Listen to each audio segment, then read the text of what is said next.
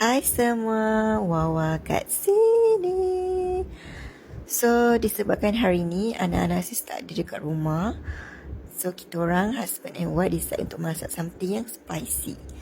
Anak-anak semua ikut grandma dia pergi mandi-mandi dekat pantai. So, bolehlah kita orang makan resepi hari ni, iaitu pucuk paku masak lemak plus dengan siakap. So, first of all, kita kenalah kunyit-kunyitkan siakap tersebut. Kunyitkanlah dengan kunyit dan juga garam dan goreng. Tapi kalau rasa macam nak siakap yang crispy-crispy, boleh goreng dengan tepung jagung. Tapi untuk kita orang ni tak payahlah. And then kita dah boleh start menumis lah bahan untuk masak pucuk pakunya tu. So ni bahan je macam biasa kalau kita nak masak lemak. Bawang merah, bawang putih, and then cili, halis sikit. Cili tu ikut tahap kepedasan lah. Kalau nak banyak, bolehlah pakai cili merah tu banyak. Kan, korang boleh mix sama ada nak guna cili hijau dengan cili merah ataupun nak pakai cili merah saja.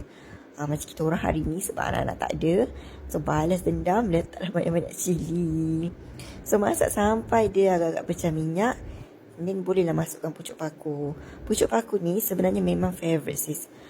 Memang favourite sangat-sangat. Tapi itulah, susah nak dapatkan. Kalau pergi pasar bukan ada, kadang tak ada. So kalau ada, memang saya akan terus grab dan beli. Tak kisahlah nanti belakang tu nak masak apa, lantak lah kan. Oh, by the way, lupa nak bagi tahu, hari ni suami saya masak. Bukan saya yang masak, sebab tu tangannya gemuk-gemuk. Okay, so bila agak-agak saya dah masak sikit, dah layu-layu tu, bolehlah masukkan santan dengan air sikit kan. Masukkan perasa kan, Ajinomoto ke garam ke, bolehlah masuk apa yang korang nak masuk. So masak-masak sikit, bagi dia layu, bagi santan tu pun masak. Macam suami saya tambah air ke kan, tak nak pekat sangat ke macam mana, ikutlah korang.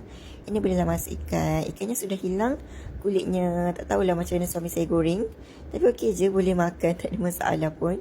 So agak bila kita dah masukkan ikan tu, gaul-gaul lah sikit, tak payah gaul sangat sebab dia pun dah masak kan, nanti hancur pula kan. Ikan siakap ni macam fragile sikit lah. So agak-agak bila dah masak tu, settle lah. Tengah-tengah hari ni makan, memang sedap.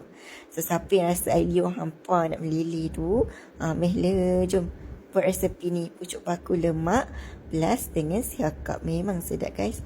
Gila, saya nak makan dulu. Bye bye.